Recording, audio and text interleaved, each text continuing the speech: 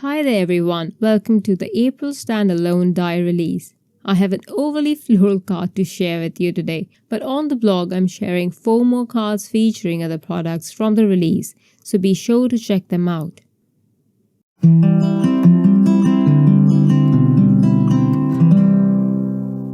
This is Creative Coloring with Iram, and today I will be sharing with you one of the ways in which I watercolor my die cut images. I have several ways to watercolor die cuts, but I'll focus on this one in particular, which I use when I have to die cut a lot of flowers. So I'll be using the mini flower cluster layering die set and the 9x12 watercolor cardstock. I have cut my 9x12 watercolor cardstock into 3x9 pieces so I can fit these into my mini blossom die cutting machine. This is what I'll be creating, but not replicas of these, as in my layers are going to be switched up in terms of color gradation. This one is dark to light, bottom to top, but now the flowers that I'll adhere together will have random shades of layers. Some are going to be dark, light, so it depends on whatever I get my hands on.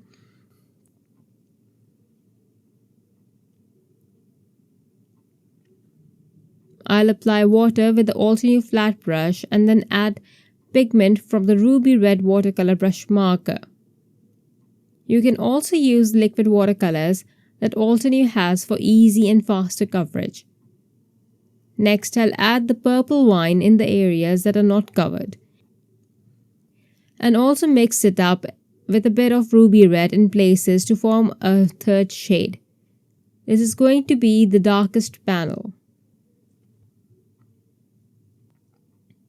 If you are recreating this, remember not to blend it too well. The splotchier, the better. That will add to the texture. For the second one, I'll use the leftover pigment, and if I need more, I'll add a bit more of both the pigments that I used earlier. If you are scared to add pigment directly onto the panel, squeeze some of it out onto the palette and use it from there, just as you would use your watercolors from the pan. Just make sure to keep it lighter than the first one. This can be light in some places and a little dark in some places. It will add to the variation of the flowers. For the last one, I'll pick up the pigment from the palette and really clean the palette well. I don't think we need more pigment on here, but just to change it up a little bit from the pinky pinks, I'll add a bit of rouge pigment for variation. The rouge pigment has a bit of yellow tint to it, and it gives a little bit of a peachy tint.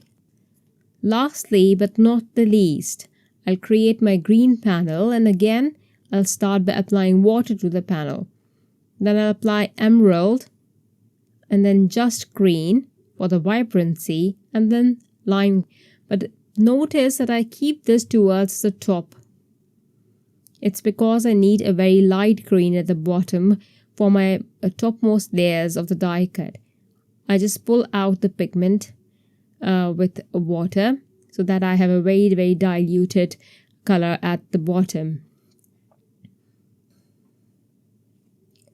Here are all the panels. What I'm going to do is I'll cut out the base layer from all the 3 pink layers. So all my flower layers will be cut out of all the shades of pink cardstock. I'm not going to cut out all the base layers from the darkest one. I'll switch it up, as I said earlier, so that all my flowers look a bit different without having to color them differently individually. By the way, it just occurred to me that this color combination is something that you would see us, people in my part of the world, wearing. It's probably one of the most oldest, the most common, or the most popular color combination you'd see us wearing at our mehndi functions, the henna functions that is, or even in normal wear clothing. I'll pop up a couple of photos if I find it at the time.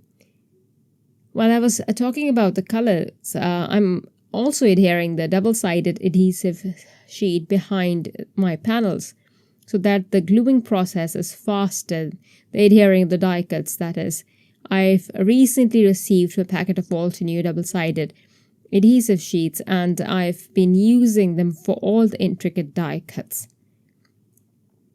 Once my adhesive sheet is adhered behind my watercolor cardstock, I'll place my dies and run it through my die cutting machine. Now I've all the pieces die cut except for the tiny flower centers. I'll do that later on.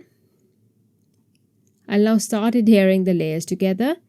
Not a difficult job. You can follow the guide on the packaging. I also followed the guide on the packaging. It's very easy to do this. As you can see, my original one is a tad different.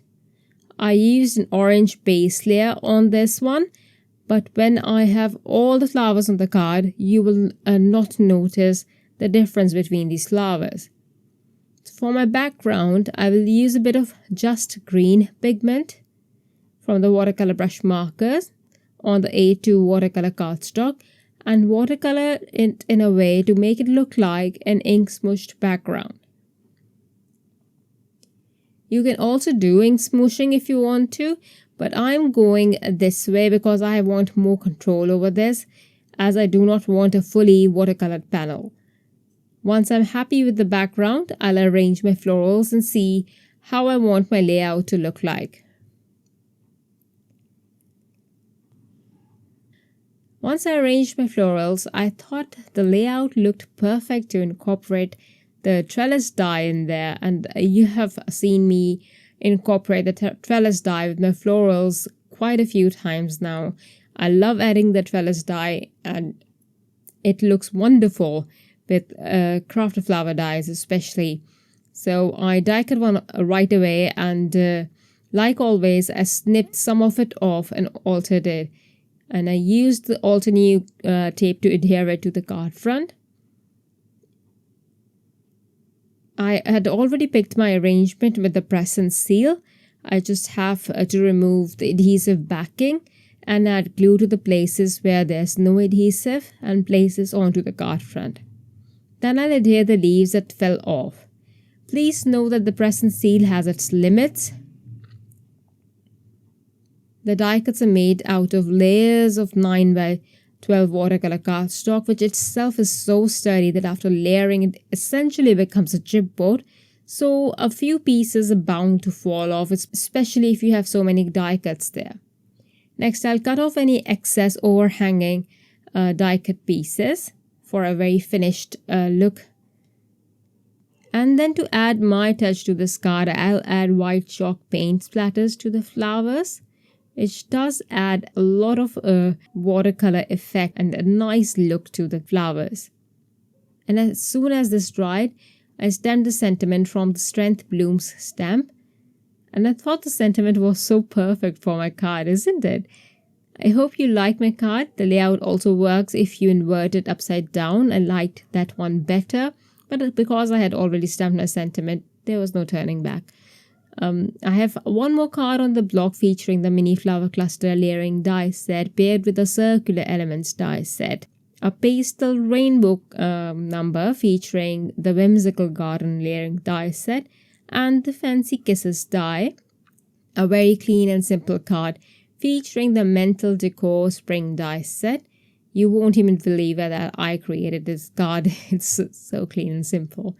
And last but not the least, my watercolor leafy goodness featuring the decorative swirls die set and the 3D banner die set.